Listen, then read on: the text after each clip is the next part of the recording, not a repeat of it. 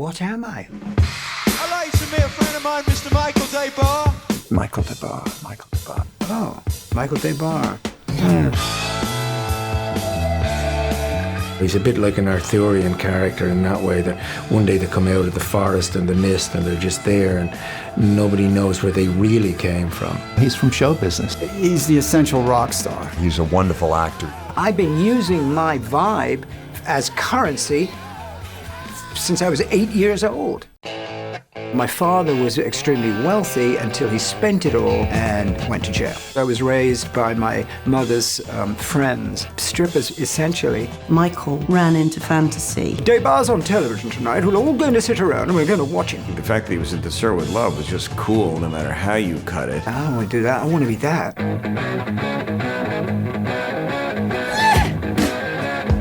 So I had to reinvent a new guy. So I did. You see, Michael is that. He is a rock star. He is a force to be reckoned with. He was outrageous and sexy and smart, really smart. Pamela, the queen of the groupies, I fell in love.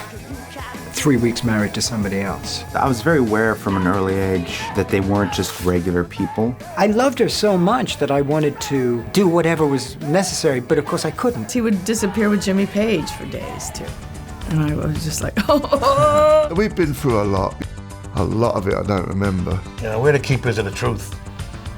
We're the children of the Renaissance. You can learn how to sing and you can learn how to act. But learning how to be famous is a hands-on deal. I've done Alf, for Christ's sake. I've acted with a goddamn sock, and I've played Live Aid. He's a showman. He's a poet. He's a philosopher. Sometimes you think, well, who is the real Michael? And it's kind of a redundant question. All that matters is right here, right now, man. And I happen to believe that's true.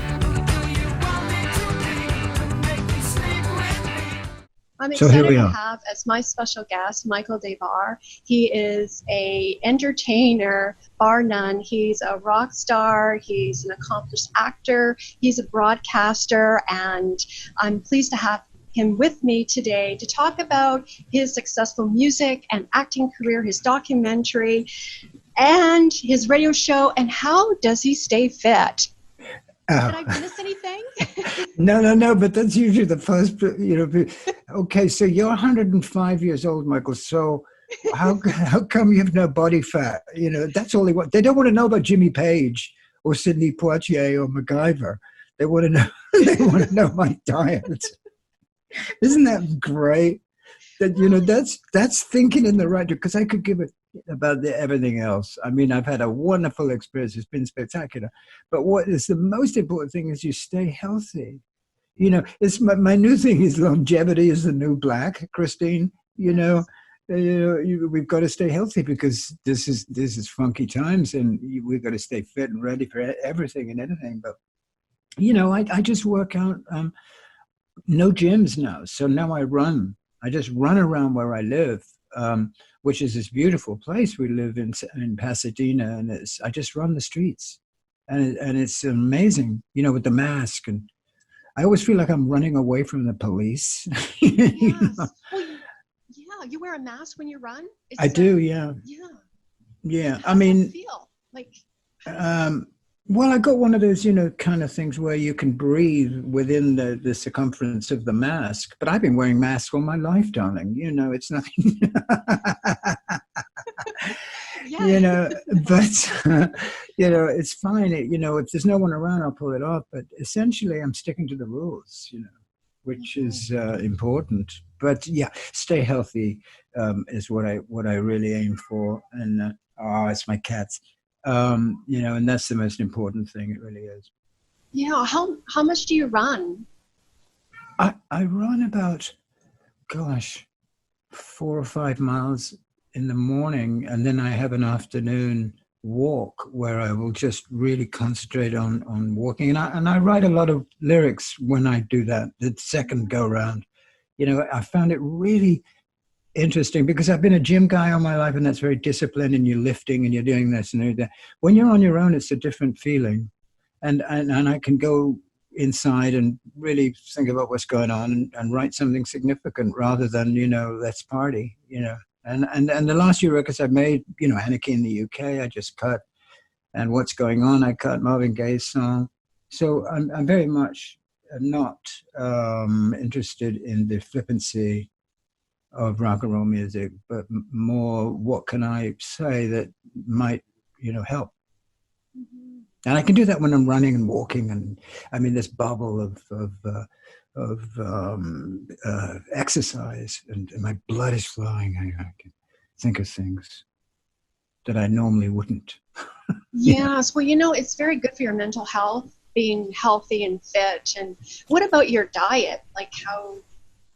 Well, I eat very clean, and I try and stay away from bread and sugar. It's a phenomenal test, this isolation, because it's almost like it doesn't matter. You can, oh, it's okay because it's such a revolutionary change in our lives. Let's have some chocolate. I mean, it's very easy to fall into that. But I've tried to really be aware of that and try and up my discipline, not let my discipline go down. But, and I live a very disciplined life. I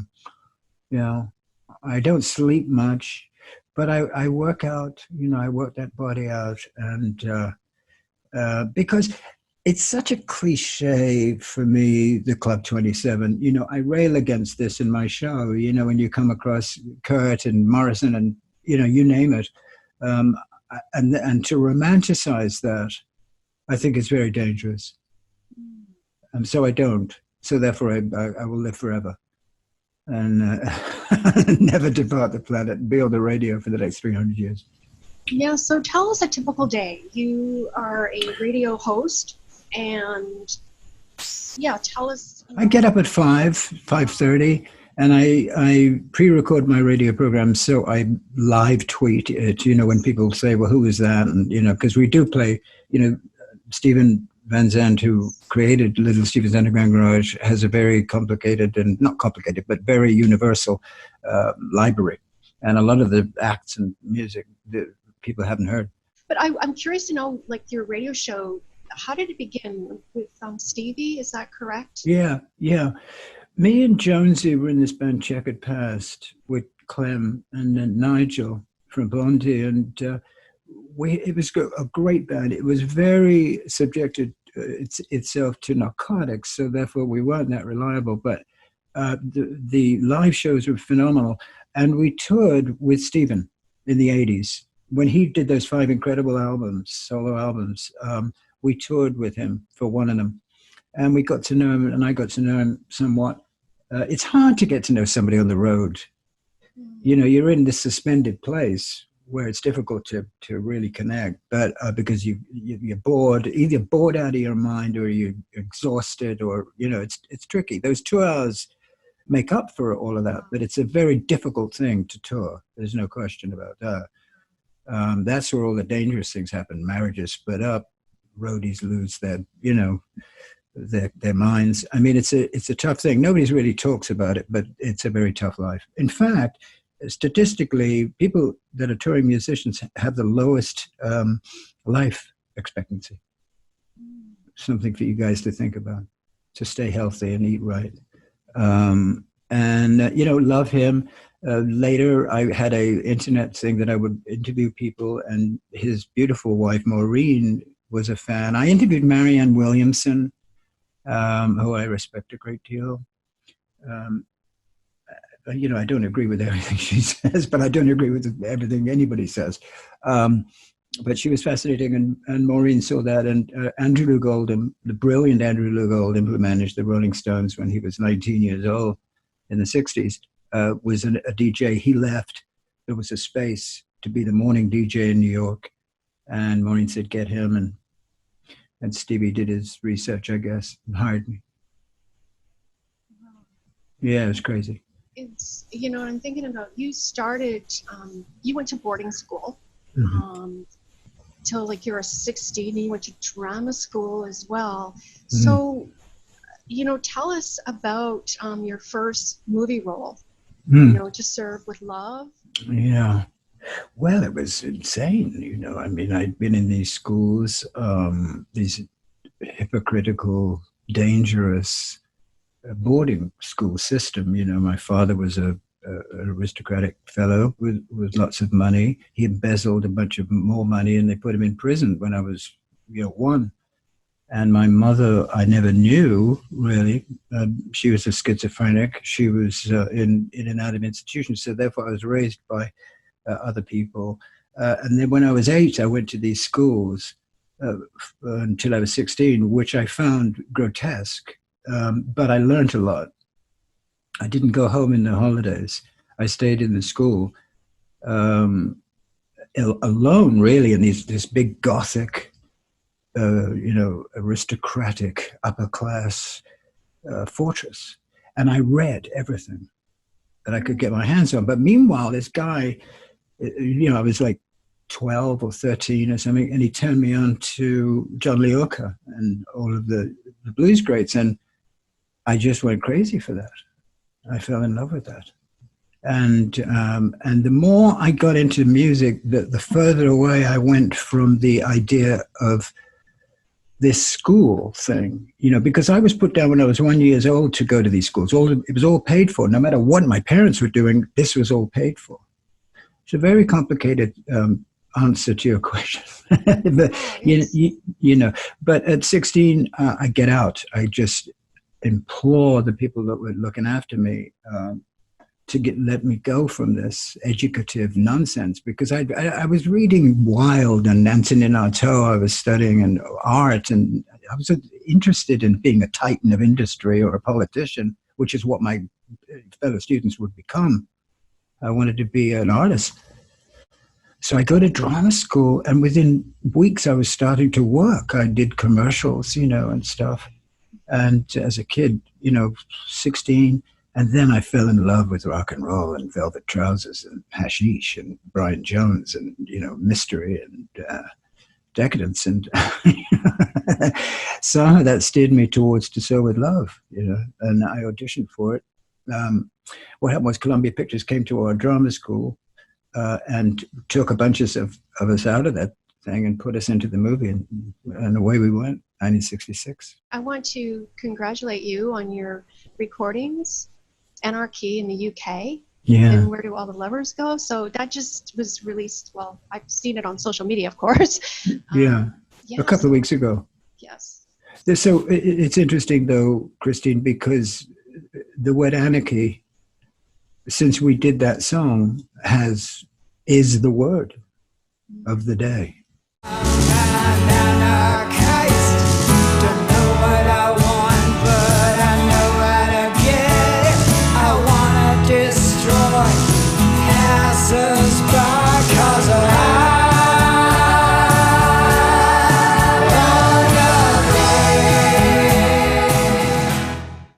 Given what the circumstances this last week has been. And that is a terrifying coincidence that we did this song, because we did this song, Where Did All the Lovers Go? I wrote as a duet for Genya Raven, who is brilliant. And then I played it for Stephen, and then Stephen said, that's good, what can we do? What else can we do? B-side. And we both came up with doing a ballad, a punk classic as a ballad. And because, we chose Anarchy in the UK because of its relevance of what's been happening with the lockdown. But then this awful stuff has happened with the brutality of certain law enforcement officers, and the world has changed. And so that's really resonated with me, that Anarchy is out there, and people are really responding to the song because I sing it like a ballad. It's a warning. I don't sing it as like Martin sung it, which was absolutely correct for the time. Anger at the unemployment of the working class, and nowhere to live and no jobs and so on and so forth. And Margaret Thatcher in the 80s, all of late 70s. I sang it as a please be careful. Yes. And it's not an angry version. It's an orchestra doing the song. So that's been interesting these last few weeks. Can you share some career highlights like Live Aid? Well, yeah, that year was insane because me and Chick had passed, we broke up, and I'd gotten sober which I've been for like, almost 40 years. So, this month, right? In June? In June, yeah. Boy, you've done the homework. June 19th. May I ask which day or? June 19th, June 19th. 39 years. Congratulations. Thank you very much. But that year was crazy. I was with Don Johnson in Texas, and he was making a movie. And me and Holly had written Obsession. It was #1 all over the world, And we were in Texas. And he's an old friend, And we always have a lot of fun together. So there's a lot of time when you're making a movie, as I'm sure aware. There's a lot of sitting around. Well, we didn't sit around. We had a great time. But I got a call. I'm in a hotel in Marshall, Texas. I get a call from a promoter in New York saying, "Listen, Michael, what are you doing this summer?" I said, "Enjoying the luxury of a #1 record. What are you doing?" So he says, "Come to New York. There's a band, and they desperately need a singer. They got a tour booked. It's a very the band has just put out a record, and it's a big, huge hit." I said, "What band?" He said, "I can't tell you that." I said, "Well, I will come under one condition, that you get a white limousine and then the JFK to take me wherever I'm going to go in New York and fly me first class, and I'll do it." And he laughed, and I was sort of kidding, but not really. Because if you ask for something, you get it. That's another thing you got to remember. So I go to New York, and they drive me to this office in Manhattan, and there's Wayne Forte, incredible promoter, great, and a very beautiful John Taylor, and a very nervous-looking Tony Thompson, both of them sweating. Since we're talking multi-millions of dollars at stake, right? They don't have a singer. Wow. So I go, "Oh, okay," because Get It On was on I was on the radio, and I went, "Oh my goodness." And they took me down to the studio that night. They gave me the record with and without Robert's vocals. I got on the Concorde that night, flew to London, learned the songs on the plane, got picked up in London, big Daimler, big fabulous, went to the Dorchester Hotel, changed into another spectacular outfit, and then Andy Taylor, the guitar player, wanted to audition me, right? Because he was kind of the leader of the band. So I go to the studio, no sleep, go to the studio. He's not there. Put up Get It On, sing Get It On, get it right. Mike, 8 hours. 8 hours waiting for Andy. Andy arrives in a billowing marijuana cloud with 2 big, enormous bodyguards. I'm in the control room. I go, you ready? I go out in the studio. I sing a verse and a chorus of dirty and sweet. Get it on, bang your gun. Come in. I come into the room. He goes, "Let's go shopping." I said, "Excuse me?" "Let's go shopping," because he loves clothes. So we went, and I bought 20 grand worth of Vivienne Westwood clothes, got back on the Concorde that same day, went back to New York. All this is true. Went to New York, went to dinner with Don. We went to a Chinese restaurant, and I got the gig. They wanted me to do the gig. So we're celebrating that night, all within a few days. And John Taylor's over there in the restaurant, and we'd gotten a call. The manager came in and said, "Michael, I'm afraid you're out." "What? You're out? Robert Palmer's doing it." And I went, "Oh, geez, well, I got, clothes." I got these clothes. And Don goes, "Is that John Taylor over there?" I go, "Yeah." He goes, "Hang on." He goes over to John Taylor and takes him outside. They have a discussion. They then go back to their respective tables. It was a little embarrassing because this was happening, right? So I, shrug and get in the car and go back to the Carlisle Hotel. I'm awoken at 7:45 a.m. by my manager, who says, "You're back in." Oh, songs, and then you keep the clothes too. Keep right? the fucking clothes. The next 6 months of my life, we're playing in front of 80,000 screaming young girls. But the first show was called Live Aid. So I'd had 4 days to learn 30 songs.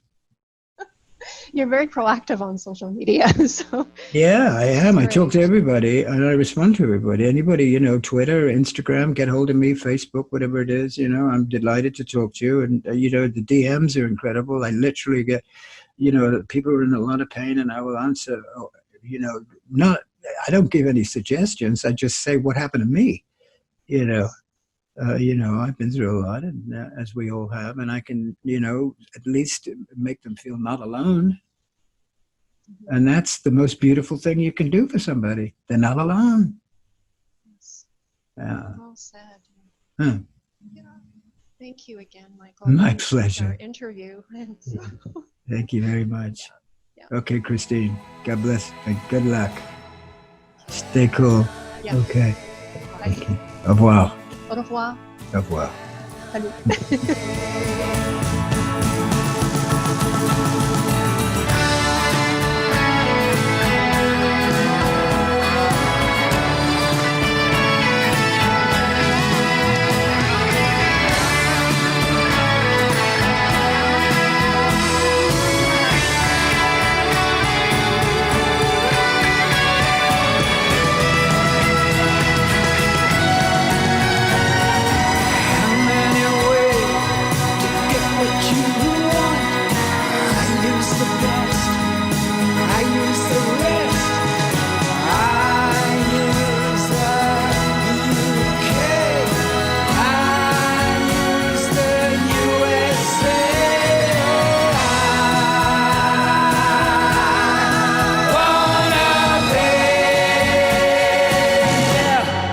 Anarchy.